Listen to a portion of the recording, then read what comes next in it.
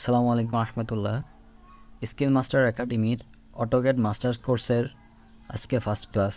তো আজকে ফার্স্ট ক্লাসের আমাদের দুইটি টপিক রয়েছে। প্রথমত আছে হচ্ছে যে কিছু কমন কমান্ড এবং সাইজ। তো বেসিক্যালি অটোক্যাডের অনেক কমান্ড রয়েছে, অনেকগুলা সাইজ রয়েছে, যেগুলো আমরা সামনে আস্তে আস্তে পাবো। কিন্তু এখানে আমরা মানে বেসিক থেকে শুরু করার জন্য যতটুকু আমাদের জানা প্রয়োজন আমরা ততটুকু জেনেই এখান থেকে স্টার্ট করবো, যেহেতু আমরা এখনও নতুন।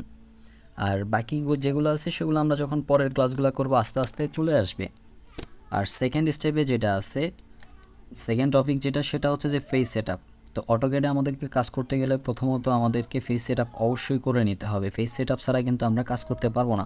তো আজকে আমাদের ক্লাসের টপিক এই দুইটাই। তো প্রথমত চলে যাচ্ছে আমাদের ফার্স্ট টপিকে, কিছু কমন কমান্ড এবং হচ্ছে যে কিছু সাইজ। তো ফার্স্টে কমান্ডগুলো নিয়ে আলোচনা করছি। এই কমান্ডগুলোর প্র্যাকটিক্যালি কীভাবে কাজ করে বা কীভাবে হয়, কি হয় না হয়, সেগুলো হচ্ছে আমি প্র্যাকটিক্যালি দেখাচ্ছি। তো প্রথমত আছে যে ট্রিম কমান্ডের কাজ কি? একটি লাইনকে কাটা বা হচ্ছে যে ডিলেট করা, আমরা যেটাই বলি না কেন। আমি এখানে কিছু জিনিস এঁকে রাখছি।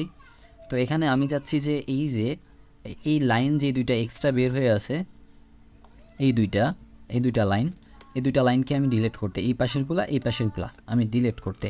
তো সেক্ষেত্রে আমি ট্রিম ইউজ করতে পারি, TR ডাবল ইন্টার দিয়ে এই যেটাকে কাটবো সেখানে ক্লিক, এখানে ক্লিক, কেটে গেছে।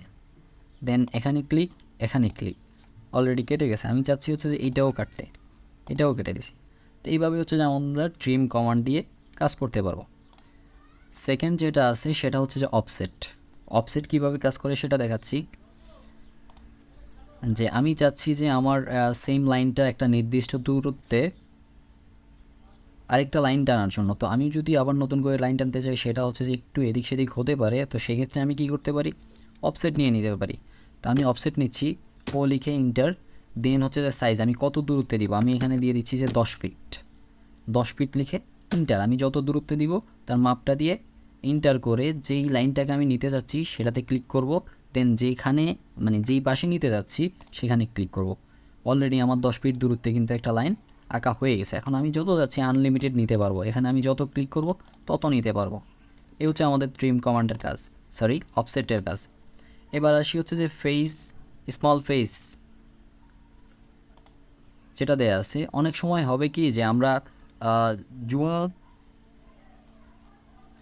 জুম ইন করা থাকবে বাট জুম আউট করতে পারবো না। এই যে আমার অলরেডি এই জিনিসটা দেখা দিচ্ছে বা এই প্রবলেমটা দেখা দিচ্ছে। তো অনেক সময় এরকম দেখা দিবে। তো সেক্ষেত্রে আমাদেরকে যেটা করতে হবে, জেড লিখে এন্টার, তখন আমরা জুম ইন জুম আউট সব কিছু করতে পারবো এভাবে। তো এটা সবসময় দেখা দিবে না, মাঝে মধ্যে যদি দেয় সেক্ষেত্রে হচ্ছে যে আমরা জেড ইন্টার দিয়ে সলভ করে নিব। দেন আসি হচ্ছে যে ফিল আপ বা ফিলেট, আমি যেটাই বলি না কেন। তো এটার কাজ কি, সেটার কাজটা আমরা দেখাচ্ছি।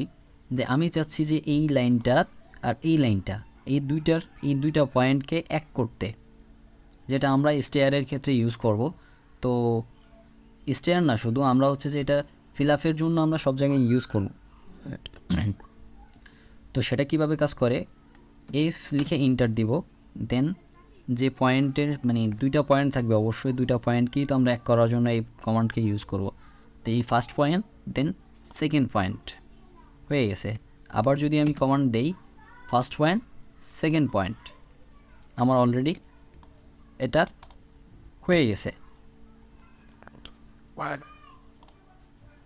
দেন যে কমান্ডটাতে আছে সেটা হচ্ছে যে ব্লকটা আমরা কী কাজে ইউজ করব, আমরা যখন হচ্ছে যে কাজ করব তখন আমাদেরকে ডোর উইন্ডো এগুলো আঁকা প্রয়োজন পড়বে। তো সেগুলো তো আমরা মূলত হচ্ছে যে আমরা আঁকাইতে গেলে তখন অনেকগুলো অবজেক্ট হবে, যেমন উপরের লাইন, সেকেন্ড লাইন, মাঝখানের যেটা আছে সেটা। তো সবগুলো মিলে আমাদের অনেকগুলো অবজেক্ট থাকবে। তো আমরা এটাকে যখন তৈরি করে একটা প্ল্যানের মধ্যে বসাবো, তখন আমাদেরকে একটা অবজেক্ট হিসেবে যদি না হয়, সেক্ষেত্রে হবে যে কোনো লাইন মিসিং হইতেই পারে। তো সেক্ষেত্রে আমরা সেটাকে ব্লক করে নিব। তাহলে পুরা সবগুলা অবজেক্ট একটা অবজেক্টে রূপান্তরিত হবে। যেমন এই যে আমার এইটা যেটা আছে সেটা কিন্তু অনেকগুলো অবজেক্টে রূপান্তরিত, অনেকগুলো অবজেক্ট মিলেই এটা তৈরি করা আছে, চার জায়গায় আছে। তো আমি চাচ্ছি পুরাটাকে একটা অবজেক্টে রূপান্তর করতে। সেক্ষেত্রে আমরা কি করব, এই পুরাটাকে সিলেক্ট করব, দেন ডি লিখে ইন্টার ব্লক, এখানে যে কোনো একটা নাম দিব, যে কোনো সামথিং দিয়ে ওকে করে দিলাম।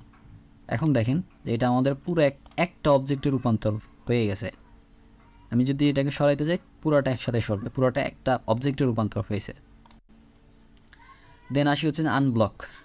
তো আবার এরকমও হতে পারে যে আমরা এটাকে আমরা কিন্তু এখন আর এডিট করতে পারবো না, এটার কালার চেঞ্জ বা অন্য কোনো কাজ করতে পারবো না। তো সেক্ষেত্রে আমাদেরকে কী করতে হবে, এটাকে আনব্লক করতে হবে।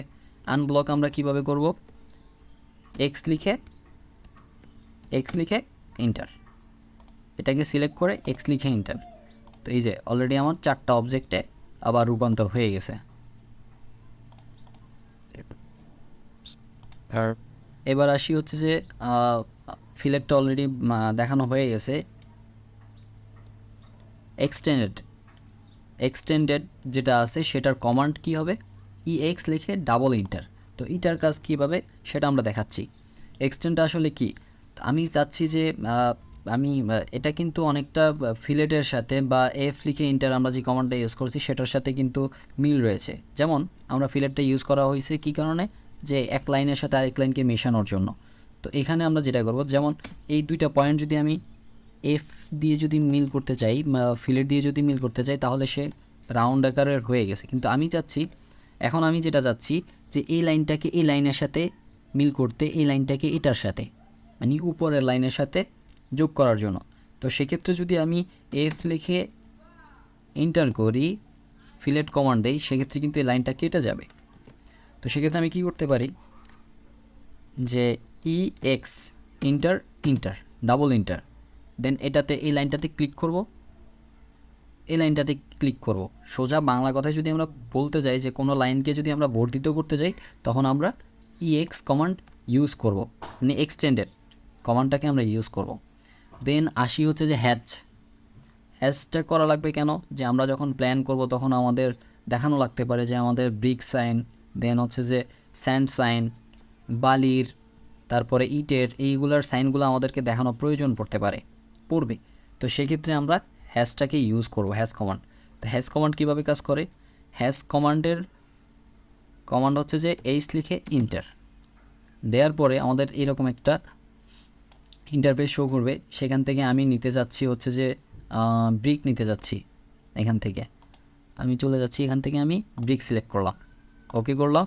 দেন এখান থেকে আমি স্কেল সেট করলাম, কত স্কেলে আমি দিতে যাচ্ছি, আমি 2 স্কেল দিয়ে দিলাম। দেন অ্যাড পিক পয়েন্টে ক্লিক করে এখানে একটা ক্লিক করব, এখানে আমি এই দুইটাকে করতে যাচ্ছি, ব্রিক সাইন দিয়ে ইন্টার করব, দেন ওকে, আমার অলরেডি ব্রিক সাইন হয়ে গেছে। আমাদের নেক্সট যে কমান্ডটা আছে সেটা হচ্ছে যে টেক্সট বা টি লিখে ইন্টার।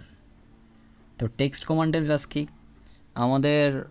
আমরা প্ল্যান করার পরে যখন হচ্ছে যে আমাদের ওই যে মাপ, সাইজ বা নাম যেটাই হোক, এগুলো বসানোর জন্য আমাদেরকে অবশ্যই টেক্সট ইউজ করতে হবে।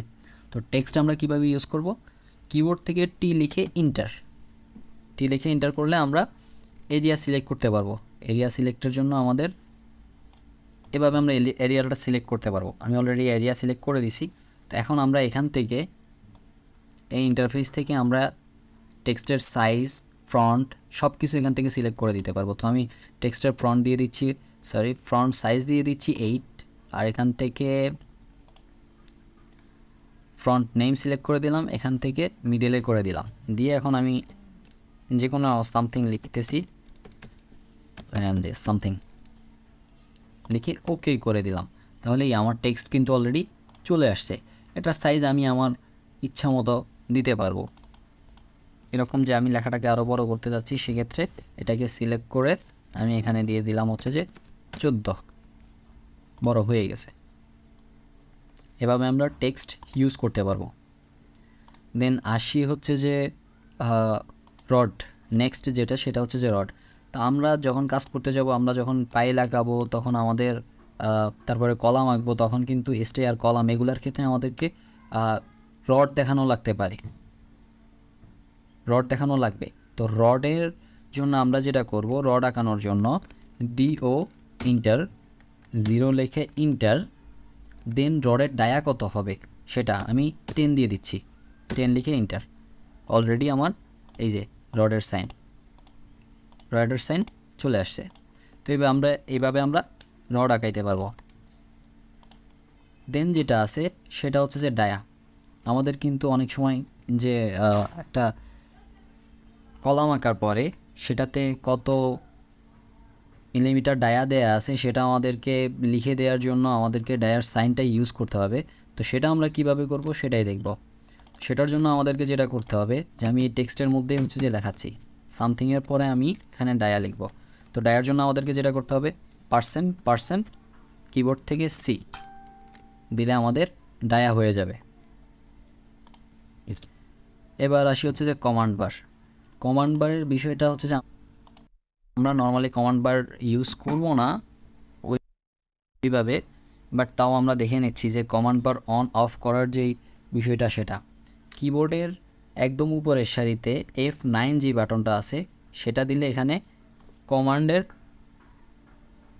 কমান্ড বার অন হবে, স্ন্যাপ মোড অন হবে। আবার যদি F9 ক্লিক করি স্ন্যাপ মোড অফ হয়ে যাবে। তো এইভাবে আমরা স্ন্যাপ মোড অফ অন করতে পারবো।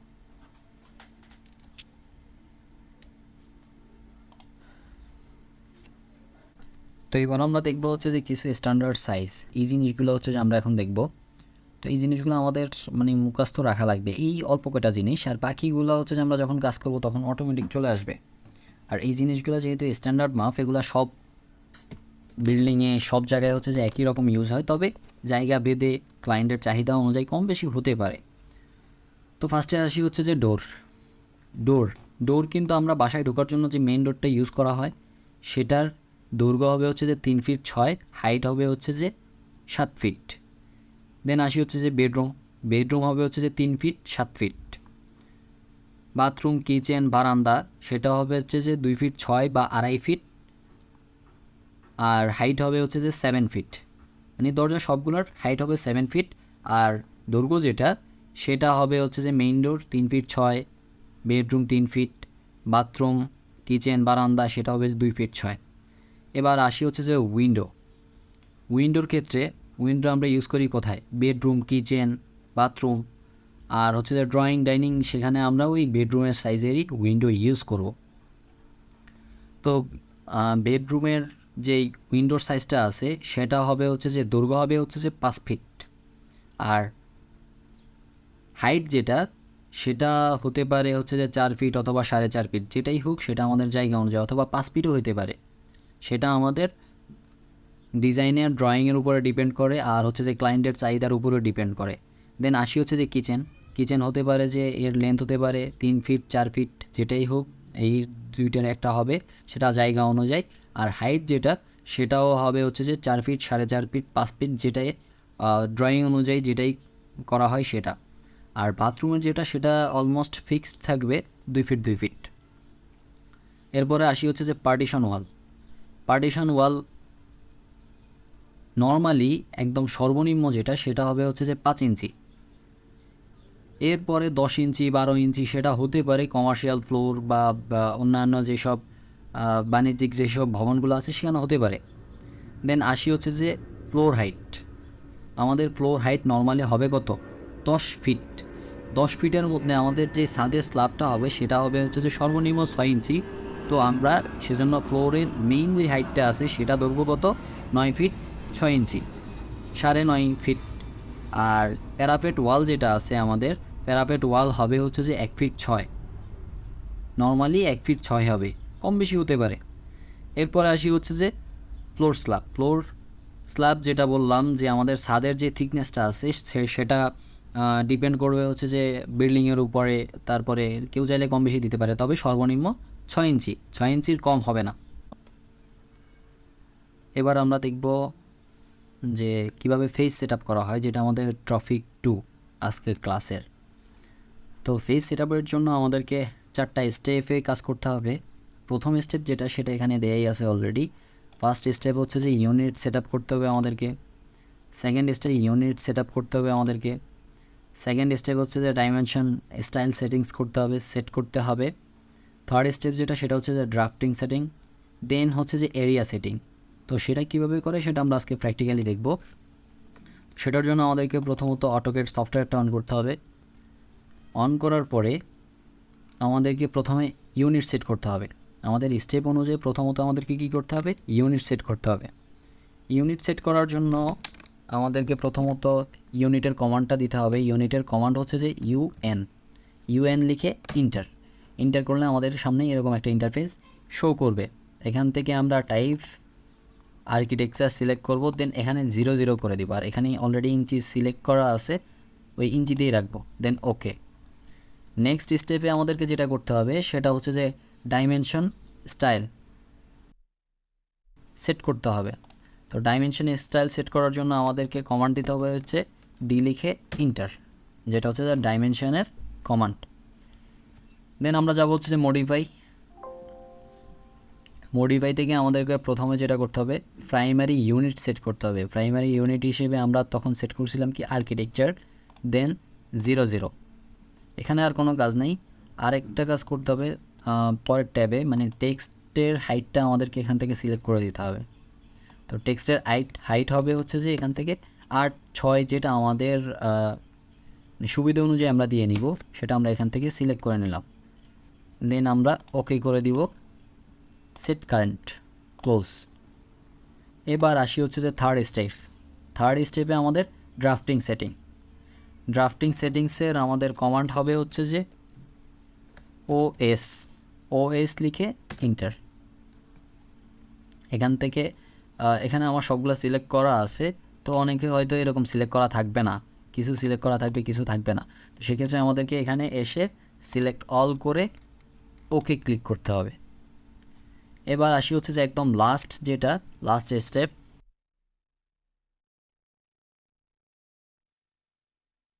পেজ সেটআপের সেটা হচ্ছে যে এরিয়া সিলেক্ট। এখানে অলরেডি দেয়া আছে এরিয়া সিলেক্ট বা এরিয়া সেটআপ সেটিংস, যেটাই বলি না কেন। তো এখানে দেখেন যে এই জিনিসটা কিন্তু এখান থেকে নড়াচড়া করতেছে, সে ফিক্সড না। তো এই জিনিসটাকে আমরা ফিক্সড করব এই নির্দিষ্ট একটা এরিয়া নিয়ে। এটার জন্য আমাদেরকে কি করতে হবে? একটা কমান্ড দিতে হবে, সেটা হচ্ছে UCS আইকন, দেন ইন্টার করব। ইন্টার করার পর এখানে অনেকগুলো অপশন আসছে, অন, অফ, অল, এত কিছু আমরা দিব না। আমরা কিবোর্ড থেকে লিখব নো লিখে ইন্টার করে দিব। সেটা আমাদের অলরেডি ফিক্সড হয়ে গেছে।